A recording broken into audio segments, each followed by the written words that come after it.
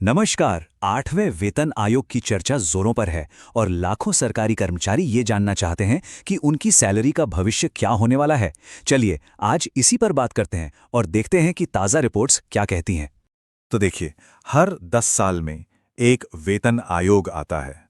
अब 7वें का टाइम पूरा हो रहा है 31 दिसंबर 2025 को। तो जाहिर है अब 8वें की तैयारी शुरू हो गई है। पर इसका असल में मतलब क्या है लाखों कर्मचारियों के लिए? तो सबसे बड़ा सवाल, सबसे पहला सवाल जो दिमाग में आता है वो है, पैसे बढ़ेंगे कब से। अच्छी खबर यह है कि 8वें वेतन आयोग के लिए एक तारीख लगभग तय हो चुकी है और ये तारीख बहुत बहुत ज़रूरी है। चलिए देखते हैं ये कौन सी तारीख है।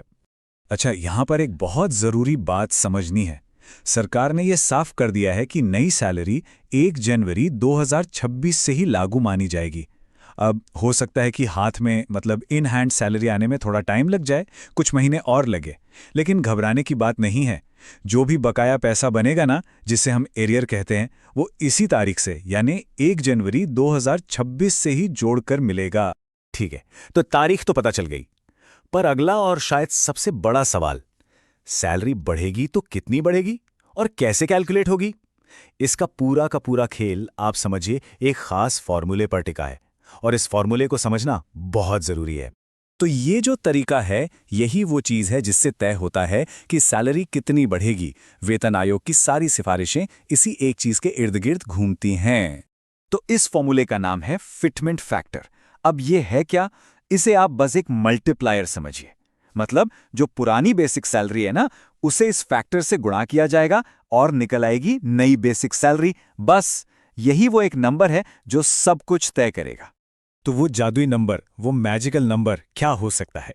देखिए, अभी तक जो रिपोर्ट्स आ रही हैं, जो अनुमान लगाए जा रहे हैं, उनके हिसाब से 2.15 का फिटमेंट फैक्टर चर्चा में है। हाँ, एक बात साफ कर दें, ये अभी फाइनल नहीं है, लेकिन आगे का सारा हिसाब किताब समझने के लिए हमें इसी नंबर से अंदाजा लगाना होगा। अच्छा, तो ये 2.15 का फैक्टर सुनने में तो ठीक है, पर इसका असल मतलब क्या हुआ? पैसों में इसका क्या मतलब है? इसका मतलब यह है कि कर्मचारियों की सैलरी में उनके पे लेवल के हिसाब से करीब करीब 20 से 35% तक की बढ़ोतरी देखने को मिल सकती है। ये एक बहुत बड़ा जंप है। तो चलिए अब थियोरी से हटकर प्रैक्टिकल पर आते हैं। इस फॉर्मूले को असल आंकड़ों पर लगाकर देखते हैं। मतलब अलग अलग लेवल पर कर्मचारियों की सैलरी में कितना फर्क आ सकता है। आइए इन अनुमानों को जरा ठोस नंबरों में बदल कर देखें। सबसे पहले बात करते हैं एंट्री लेवल की। देखिए, जो कर्मचारी अभी 18,000 रुपए की बेसिक सैलरी पर हैं, उनकी सैलरी बढ़कर सीधे 38,000 से 40,000 रुपए तक पहुंच सकती है। मतलब ऑलमोस्ट डबल। ये बहुत बड़ा असर है। और ऐसा नहीं है कि ये सिर्फ एंट्री लेवल पर है, ये ट्रेंड मिड लेवल पर भी दिखता है। मान लीजिए किसी की बेसिक सैलरी 35,000 रुपए है, तो 8वें वेतन आयोग के बाद ये बढ़कर करीब 75,000 रुपए हो सकती है। ये भी एक जबरदस्त उछाल है। और अब बात करते हैं सबसे सीनियर अधिकारियों की। यहां तो ये बढ़ोतरी और भी ज्यादा है। अनुमान ये है कि उनका वेतन 3 लाख से 5 लाख रुपए महीने तक जा सकता है। इससे पता चलता है कि इसका असर हर लेवल पर और बहुत बड़े पैमाने पर होने वाला है। तो हमने काफी सारे नंबर्स और बातें की।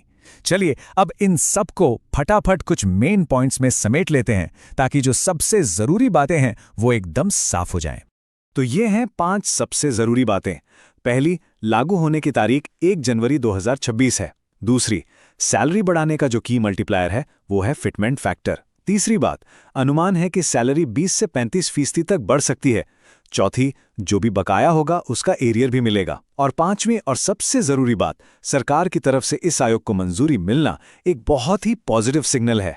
तो अब सब कुछ आकर एक ही सवाल पर टिक जाता है। अनुमान तो हमने देख लिए, पर वो एक ऑफिशियल फाइनल फिटमेंट फैक्टर क्या होगा जिसे सरकार तय करेगी।